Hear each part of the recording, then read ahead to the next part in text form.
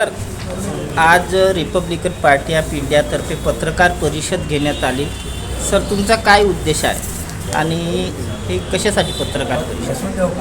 Republican party of India हा बाबासाहेबांनी स्थापन केलेला मूळ पक्ष आहे आणि त्या मूळ पक्षाच्या घटनेच्या आर्टिकल 22(1) प्रमाणे हा अशोक चक्रांकित असलेला निळा ध्वज हा रिपब्लिकन पार्टी ऑफ इंडियाचा अधिकृत ध्वज आहे आणि या ध्वजाचा गैरवापर सर्रास कोणीही पक्ष आपल्याला रिपाईचं समर्थन आहे असं दाखवण्यासाठी करतो आणि त्यामुळे आमचा जो मतदार आहे तो भ्रमित होतो.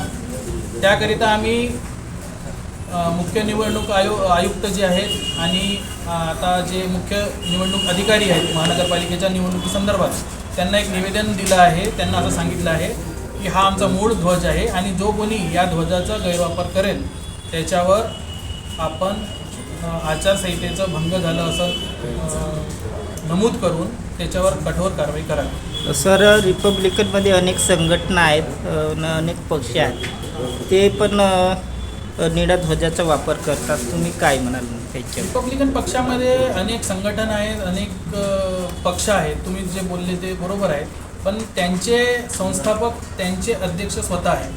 जसं फॉर एक्झाम्पल आठवले साहेबांच्या पक्षाचे संस्थापक ते स्वतः आहेत. त्यांच्या पक्षाचं नाव रिपब्लिकन पार्टी ऑफ इंडिया कंसात आठवले असं आहे.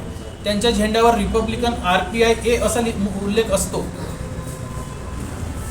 पण आमचा उद्देश फक्त एकच आहे की हा असा जो ध्वज आहे, सिंपल जो आपल्याला दिसत आहे अशोक चक्रांकित निळा ध्वज, हा आमच्या पक्षाचा रजिस्टर्ड ध्वज आहे आणि अशा ध्वजाचा वापर जे आहे ते कोणी करू नये. ज्याच्याशी आमची युती असेल त्याला आम्ही उभा देऊ की आमच्यासोबत ते आहेत म्हणून आम्ही ते ध्वज वापरू शकतो, अन्यथा कोणीही त्याचा गैरवापर करू नये. तुमचं नाव सांगा. मी क्षितिज गायकवाड, कार्याध्यक्ष Republican party of India, Nagpur शहर.